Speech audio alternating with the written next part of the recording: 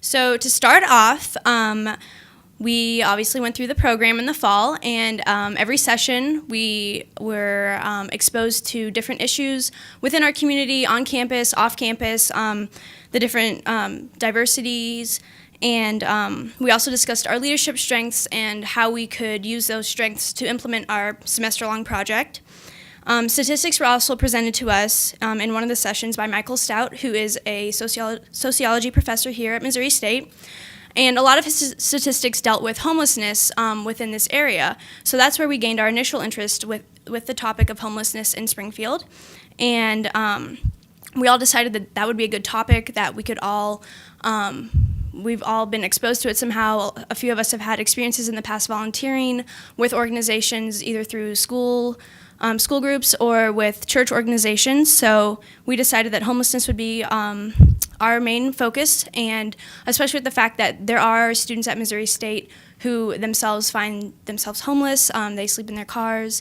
So we also thought that that would be another good aspect. And so we looked into organizations in Springfield that dealt with homelessness and helped homeless people. And through that, we discovered the Missouri Hotel and the Rare Breed. And so those were our main focus where people volunteered. And so next, Brandon and Haley are going to present some of those statistics that were presented to us by Michael Stout. Here are just some few statistics. 17% of people in Springfield are below poverty level. Married couples are less likely to live in poverty, but the amount of single households are increasing. Out of these single households, over 50% come from a low socioeconomic background, and people in poverty tend to socially isolate themselves. So 43% live above the poverty line, trust the local government, while 63% live over the line and trust neighbors. 42,000 people are unaware of where their next meal will come from. Kids who are exposed to poverty will begin to develop feelings and start to think that they can never get out of this situation, so it starts to just become a process within families. For every child abused and neglected, an extra $63,000 is spent.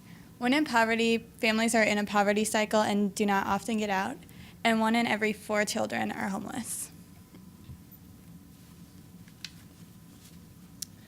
Our presentation is about stereotypes, so we put together a video narrating some responses of a survey we sent out to our peers, and the only question on this survey was, what is the first thing you think when you hear the word homelessness? In addition to these survey responses, our group members gave their opinions on the topic of homelessness before we started our project. So my question for you is, what does homelessness mean to you?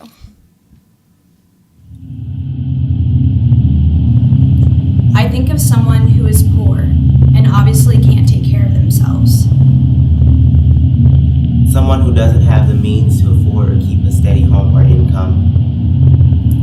They seem scary, a little off-kilter, and I have pity for them. Cheating the government, laziness. Usually lies for money, not a real veteran or not really homeless. Lazy, does not apply themselves, has lied to make money. Alcoholic, drug user.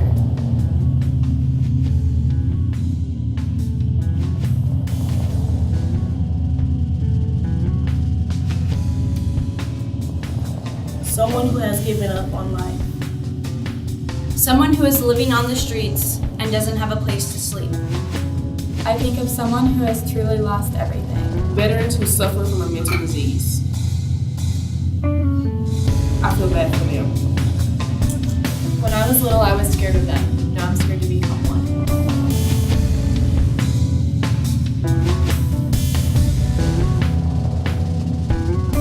I just didn't see it around the area I lived, so I just kind of put it on the back burner and didn't really think about it unless I went to the city and I would see the homelessness out, like asking for money and things like that, and I would get nervous and I would feel really uncomfortable because I didn't know these people, I didn't know their experiences. When you see a homeless person holding a sign, it's hard to know if they really are homeless or if they're just an average person who's out on the corner holding a sign. Oftentimes, those signs say that they need money or they need food, and giving them money is an option, but you never really know if the money you give them is going to go towards a warm meal or if they're just going to go spend it on alcohol or other substances that aren't really going to help them in the long run. I was in Chicago downtown, and I went to McDonald's, and I was with my great-grandma. And after we left McDonald's, we came across a homeless person, and my great-grandma made me give the homeless person my french fries. And it kind of made me feel a little upset, like she was taking food away from me to give to someone that we didn't know, that we hadn't met, and it was kind of upsetting. But she explained afterwards that she didn't want to give them money because they could have done anything with the money, and instead of giving them money, she would rather give them, something hot to eat. I have a fear, or I'm afraid of them sometimes when I come upon them. I don't know their intentions, and they don't know mine. My guard is always up when I'm around them, but I do feel bad, and I would do anything to help them. I want to do more for people that are homeless, but I tend to not because I just don't know where to go or where to start. I think the people who are homeless, they want to go out and do better for themselves, but just lack the sources, the income, of course, and a place to live, to prosper in life. So as I've grown up, I realize that it's a big issue, especially here in Springfield. You can see them downtown anywhere you go, but you don't really know how to fix the problem. I think that's my main issue, is I don't know how I'm supposed to help them. So that's why when I see them, I kind of maybe look away or pretend that it's not as big of a problem as it is.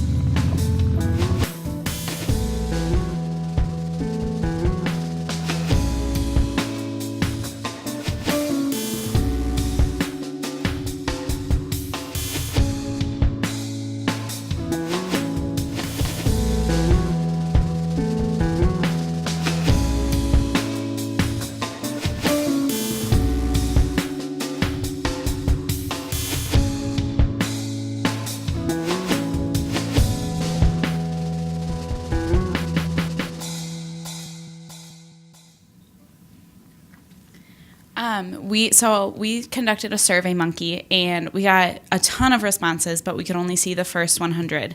And some more of the responses that we received were, a lot of them were simple words, so like broken, needy, lazy, dirty, poor, sadness, drugs, alcohol, guilt.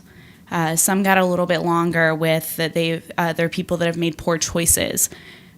People that are lazy, no place to call home, jobless, that people that basically that just kind of the summary of it was that they just didn't work hard enough to get where they are, and it's kind of their fault that they're where they are. And people that are just down on their luck is kind of the truth of it. And another one of the responses was people who are less fortunate, who need help from people who are fortunate. And that's kind of, I feel like, where we stepped in, because we went to go help them, because we're not homeless and we are fortunate to have a roof over our heads. So when we went to help, Tiaja, Kelsey, and Demetria are going to tell you a little bit about their personal experiences. Next.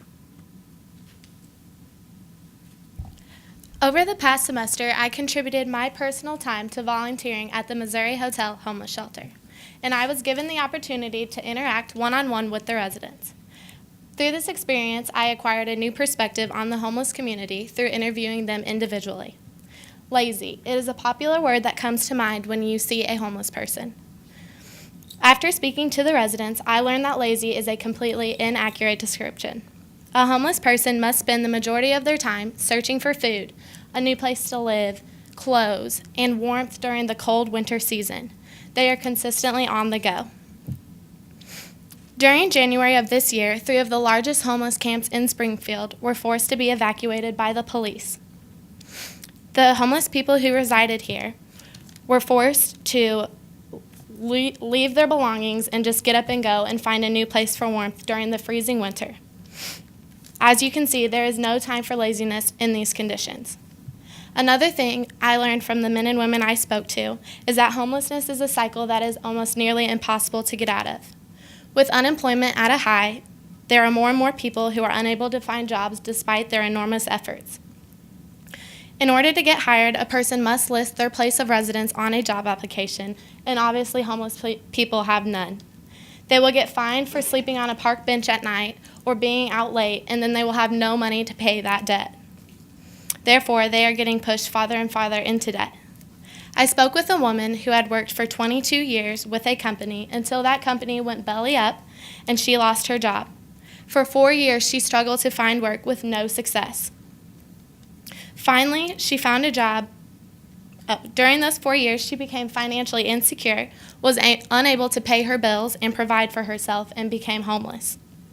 Finally, she found a job through Experience Works, which is a provider for disadvantaged worker training and employment. She now volunteers at the hotel to help those who were once in her position. Another story I heard during my volunteer time at the hotel greatly impacted my heart. A Greene County cop had paid a homeless man to pack up the few items he owned and asked him to move to Memphis, Tennessee.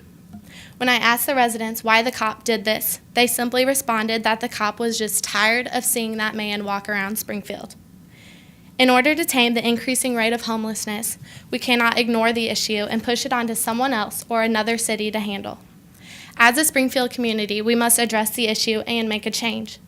When I was reflecting on my volunteer time at the hotel, I realized one thing. Despite their consistently dirty clothes, the near-expired food that they eat on a regular basis, and their lack of connection with society, I met some of the most positive and gracious men and women. As a whole, yes, you can call them a homeless community, but individually, they are way more than that. They are individuals with faith that everything will turn out okay, individuals with strength to take care of themselves with nothing but one pair of tennis shoes and one t-shirt, and they are individuals with courage to continue to live despite the millions of people who ridicule them because they are considered an eyesore to our society. Thank you.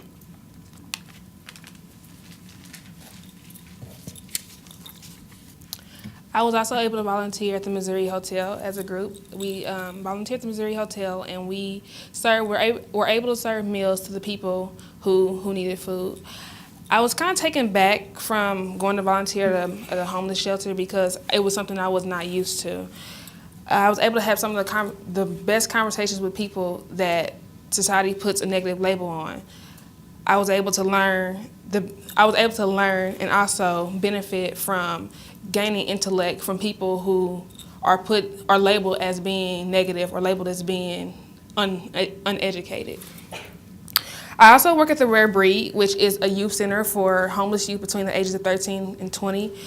When I first began working at the Rare Breed, I was taken back. I didn't know what to expect. I didn't know how to really act. It was out of my comfort zone, I should say. I was exposed to people from multiple types of backgrounds, from diverse populations and everything of that sort. You never knew what to expect from the Rare Breed. You heard stories from different kinds of stories. You heard different kinds of backgrounds and things of that nature. Nothing was ever the same twice. I work there now, and I'm able to gain in relationships and intellect about these people and where they come from. And I think that that's very influential to me. And as a person, I want to give back, and it has led to me giving back to that community. Being at the Rare Breed, I've learned that many of those individuals who society does put the label on, they're just like any other student at Missouri State University, any other student who walks around campus.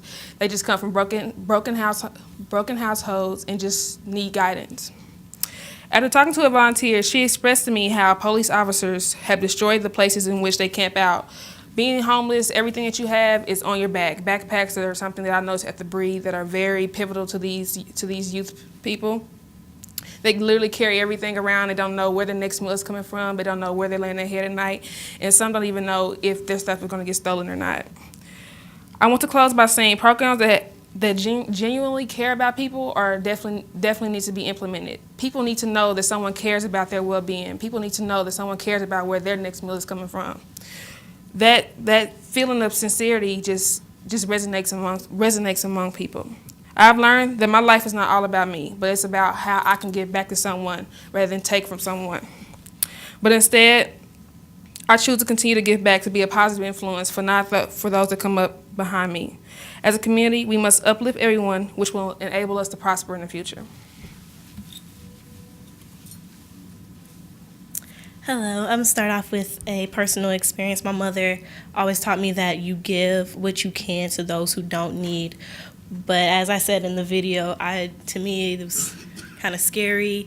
I didn't know, of course, like what their intentions were. You hear things on the news, and these are the things that started as a stereotype for me. So after volunteering, my outlook on homelessness completely changed.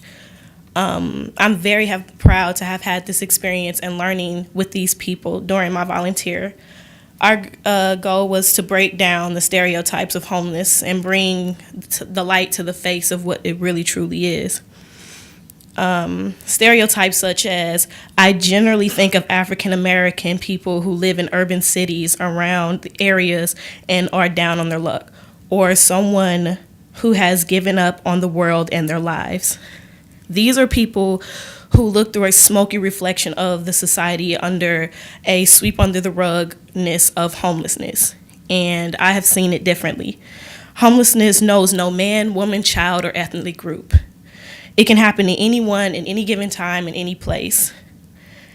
It is truly a lifestyle. This learning and listening to these people's stories have given me an insight, a small glimpse into these people's lives.